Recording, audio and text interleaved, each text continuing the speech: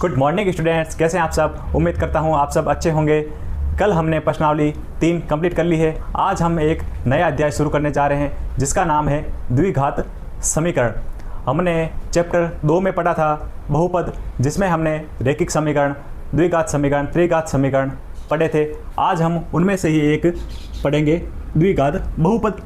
कोई भी घात जिसकी अधिकतम घात 2 होगी, मतलब x की अधिकतम घात अगर 2 है और कोई भी अगर बहुपद है जैसे 2x + 2, ये बहुपद, कोई भी बहुपद हम px के बराबर मानते हैं, तो px बराबर x² + 2x + 2। अगर इस बहुपद को मतलब px बराबर 0 रखूं तो ये बहुपद द्विघात समीकरण बन जाता है। कोई भी द्विघात बहुपद px के बराबर होता है। अगर मैं px को 0 के बराबर रखूं तो वह बहुपद द्विघात समीकरण के रूप में बदल जाता है।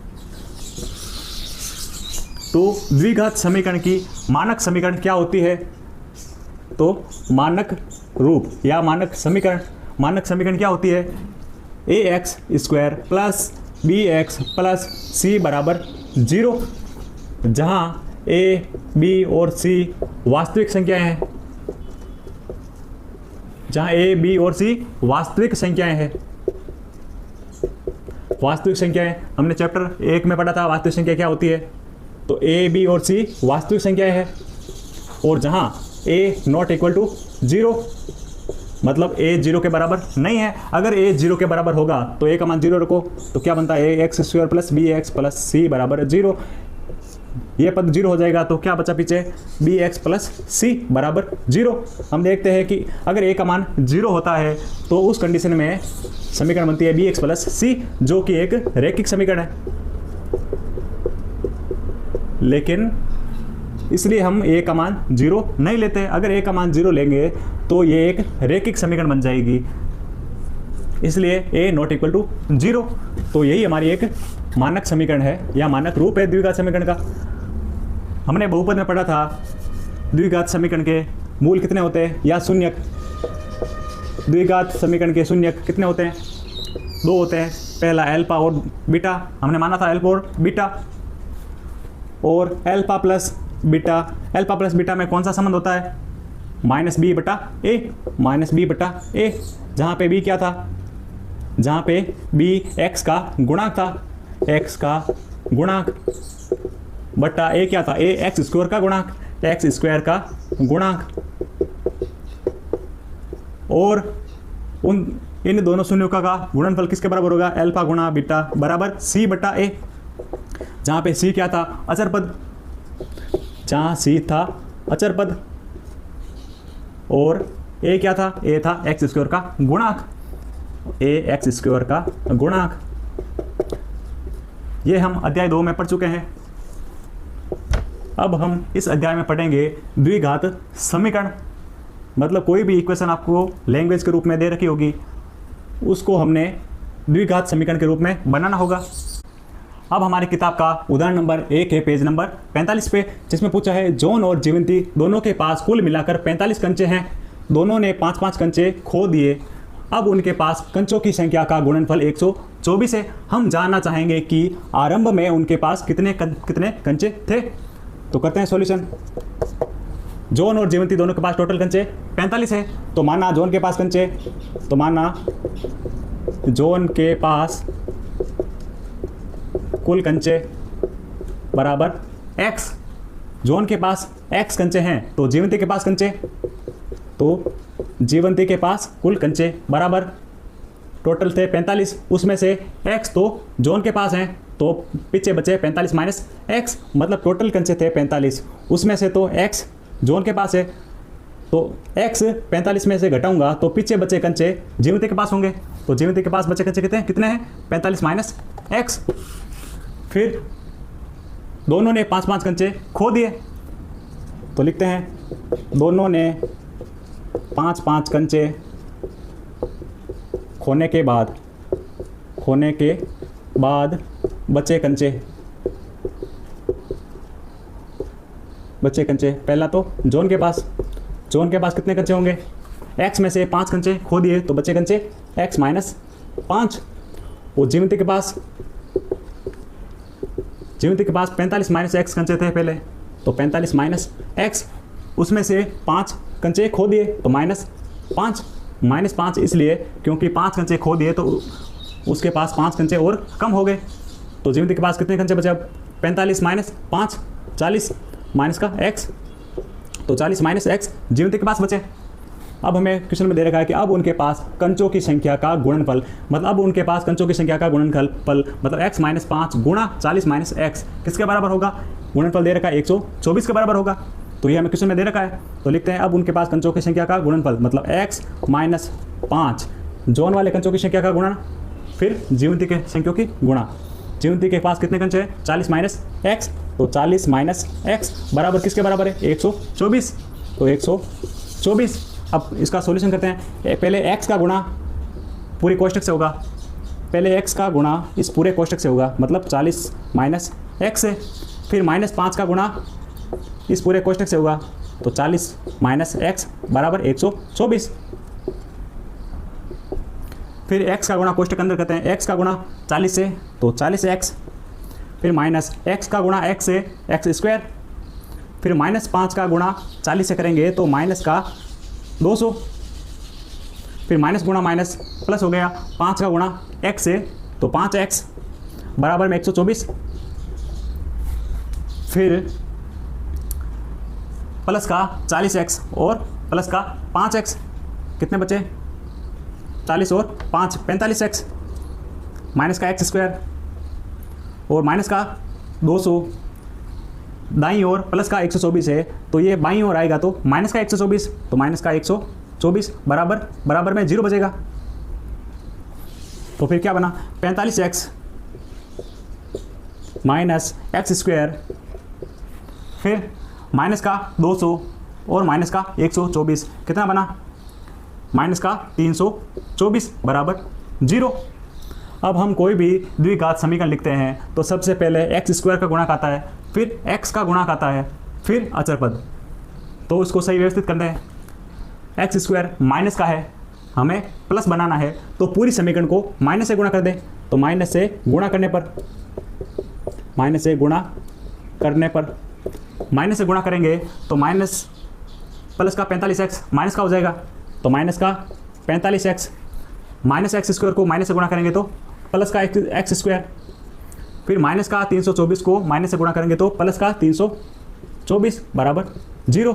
अब सही व्यवस्थित तरीके से लिख देते हैं। पहले एक्स स्क्वायर का पद माइनस फिर एक्स वाला पद, तो माइनस 45x प्लस अचर पद 324 बराबर 0। हमें क्वेश्चन में पूछा था कि दिए गए क्वेश्चन को हमें गणितीय रूप में लिखना है, तो हमने गणितीय रूप में लिख दिया, यही हमारा आंसर है। उदाहरण नंबर पहले का दूसरा पॉइंट है जिसमें पूछा है एक कुटीर उद्योग एक दिन में कुछ खिलौने निर्मित करता है। कितने खिलौने निर्मित करता है हमें पता नहीं है, तो सॉल्यूशन करते हैं इसका।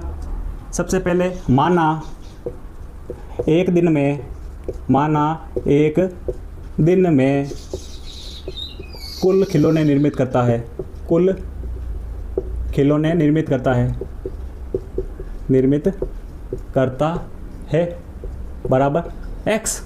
हमने x माना है कि एक दिन में कुल x खिलौने निर्मित करता है।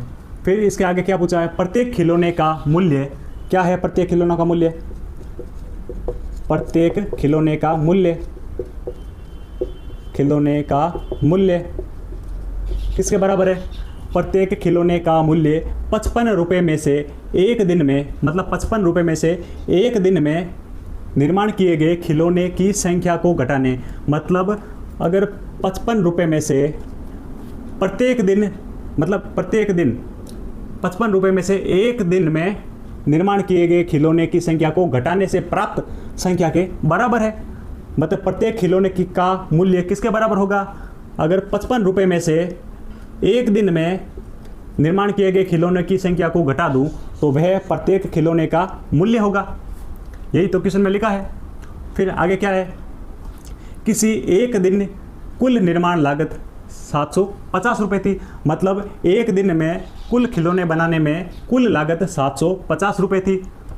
तो हम उस दिन निर्माण किए गए खिलौनों की संख्या ज्ञात करना चाहेंगे।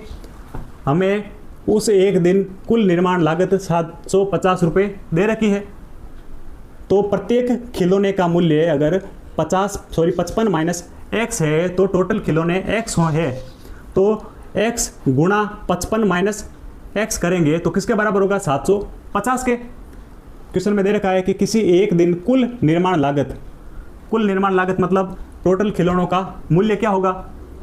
एक खिलौने का मूल्य अगर 55 माइनस एक्स है, एक खिलौने का मूल्य 55 माइनस एक्स है, तो x हमारे पास टोटल x खिलौने हैं। एक दिन में टोटल x खिलौने निर्मित होते हैं, तो एक खिलौने का मूल्य 55 माइनस एक्स होगा, तो टोटल x खिलौने हैं, तो इन दोनों का गुणा करेंगे तो टोटल रुपये हमारे पास है 750 रुपये। 750 रुपये। अब करते हैं सॉल्यूशन इसका। पहले x का गुणा 55 से करेंगे तो 55x, फिर माइनस x का गुणा x से x स्क्वायर बराबर में कितना है 750 मतलब 750, फिर x स्क्वायर माइनस का है तो इसे प्लस का बनाने के लिए या तो हम x स्क्वायर और 55x दोनों ही बाईं ओर ले जाएं या पूरे को माइनस से गुणा कर दें। तो दोनों को बाईं ओर ले जाते हैं, तो दोनों को दाईं ओर ले जाएंगे तो एक्स स्क्वायर दाईं ओर जाएगा तो प्लस का एक्स स्क्वायर, 55x दाईं ओर जाएगा तो माइनस का 55x, और 750 पहले से ही है प्लस का 750 बराबर 0। तो ये हमारी द्विघात समीकरण हो गई। हमें यही पूछा है कि निम्न प्रश्नों को हमें गणितीय रूप में व्यक्त करना है, तो यही हमारा आंसर है। उदाहरण नंबर 2 दिया है जिसमें पूछा है कि जांच कीजिए कि निम्न द्विघात समीकरण है या नहीं। हमें पता है कि द्विघात समीकरण का मानक रूप क्या होता है, ax square plus bx plus c बराबर 0, जहाँ पे a नॉट इक्वल टू 0 और a b और c क्या थी, वास्तविक संख्या। तो कोई भी द्विघात समीकरण होगी वो ax square plus bx plus c बराबर 0 के रूप की होगी, जहाँ पे a नॉट इक्वल टू 0 होगा। हमने देखा था कि a अगर 0 होगा तो द्विघात समीकरण नहीं रहेगी, वह रैखिक समीकरण बन जाएगी। तो इसका सॉल्यूशन करते हैं। हमें दे रखी है इक्वेशन पहली, x माइनस 2 का होल स्क्वायर प्लस 1 बराबर 2x माइनस 3। इसको सॉल्यूशन करते हैं। x माइनस 2 का होल स्क्वायर, तो फॉर्मूला क्या होता है, हमने बहुपद में पढ़ा था कि x प्लस वाई का स्क्वायर मतलब x प्लस वाई का होल स्क्वायर क्या होता है formula, x square plus y square plus 2x y, और जब प्लस की जगह माइनस हो तो x माइनस वाई का होल स्क्वायर क्या होता है, x square minus y square plus y square minus का 2x वाई। यहाँ पे अगर माइनस होगा तो यहाँ माइनस होगा, और यहाँ प्लस है तो यहाँ भी प्लस है। यह आपके पेज नंबर 46 पे है टोटल।